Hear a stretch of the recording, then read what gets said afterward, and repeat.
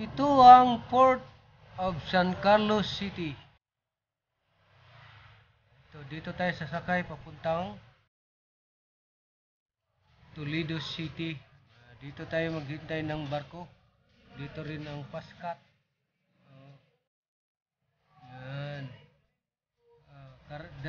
Karating lang, galing yan sa Toledo City.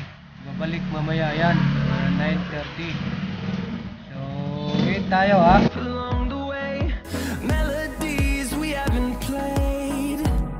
No, I don't want no rest. Echoing around these walls, fighting to create. Dito ang departure area habang naghihintay sa barko. Dito lahat naka-standby. Yan, aircon. Yan, darating na yung Pascat galing Toledo. So maya maya lalabas na kami. Kasi oras na rin din, alas 9:15 ang alis namin. Ito ang San Carlos Port. Maluwag. Okay. Malawak. Yan. Yan o. Yan ang gwardiya. Maganda. Lalabas na ang mga pasahero. Sasakay na sa barko. So ito na. Lalabas na kami lahat. Ito na o. Kita mo yung Pascat. Ang laki. Ito. Yan o. Yan o. Malaki ito ang Port of Toledo at San Carlos City. Ito ang Port of San Carlos City. Ito, lalabas na kami lahat. Pila-pila. Kasi nag-check sa ticket. Sige, buy muna. Full rush na. Paalis na kami papuntang Toledo City, Cebu. So, sasakay na kami sa Pascat. So, lumabas na kami sa departure area. Meron 30 minutes binigay. Aalis na ang barko papuntang Toledo City. Yan. Malaki din. 45 minutes takbo papuntang Toledo. Mga pasahero sumakay na lahat. Malaki din ang port ng San Carlos City. Ito na kami nagpila. Maganda din yung port ng San Carlos. Maluwag. Ayan o. Kita ninyo. Ito na. Ito na o. Passenger area. Nagsilip ng kulik ng ticket papasok ng barko Pascat. Yan ang mga kutsi nakita ninyo. Yan ang karga. Yan o. Karga yan sa Pascat. Maluwang Pascat. Pwede karga maraming sasakyan. Yan o. Mga kasamahan ko papuntang Toledo City, Cebu. Yan o. Mga karga-kargo. Maluwag yung karga. Kung may sasakyan ka pwede. Galing pala ito sa Batangas siguro yung Pascat ginawa doon. Dito na biyahe Toledo to Cebu, Toledo to San Carlos City. Ito ang mga bagahe. Meron ring mga tag binigay. Yan o. Meron rin nagbantay. Maraming crew. Tulungan ka sa gamit mo. Ito may number. Yan. Akyat na kami taas. Yan ang mga salakyan na kinakarga. Akyat kami doon. Last floor kami. Yan ang aircon area. Yan ang Ford San Carlos.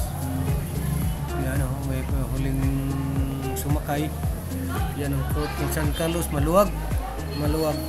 Malaki ang Ford. Yan dito kami sa rooftop. Yan ang mga karga. Yan ang mga pasahero. Yan o. Tingnan ninyo. Ang ganda ng port ng San Carlos City. Ako ay pupunta ng Toledo City sa anak ko. Bisita ko doon. Si miss na rin mga palangga ko doon. Yan ang port ng San Carlos City. Ang laki. Yan oh, malaki. Maganda. Alaga, malinis. So dito na kayo pasasakay papuntang Toledo City. Maya-maya alis na ito. Tingnan natin. Oh, alis na. Tinitingnan ko lang yung area. Yan ang barko. Tingnan mo, malaking karga ng mga salak. Paalis na kami. Naano na yung rampa. Yung rampa ng barko. Tingnan natin kung ano. Paalis na kaya yata kami. Paalis na.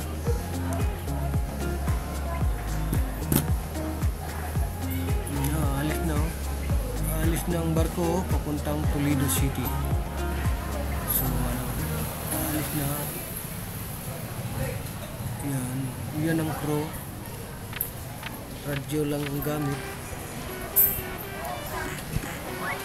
Umalis na sa rampa ang barko. So yan ang Toledo, yan ang San Carlos Fort, Negros Occidental. Kita natin mali ang ganda rin yung panahon ngayon, hindi maalon.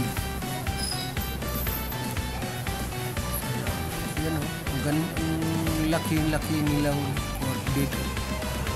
Malaki ang port ng San Carlos. Maluwag. Alis na kami. Alas 9:15 ng umaga. Darating kami doon alas 10:30. 10:30 kami darating sa Toledo Fort, Cebu. So makita natin dito ang pantalan ng San Carlos City.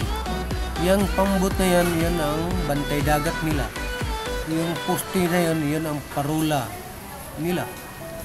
Maliwanag yan sa gabi, may ilaw. Yung nakita natin yung island, yan ang Sipaway. Yan ang Sipaway. So maganda rin ng hindi maalon, malinaw yung tubig, yung dagat. Walang alon, no? Papunta na kami doon. May masalubong kami mamaya, yung light ferry galing sa Toledo City. Yung biyahe doon ng alas 8:30. Masalubong namin. Iwan ko kung saan banda.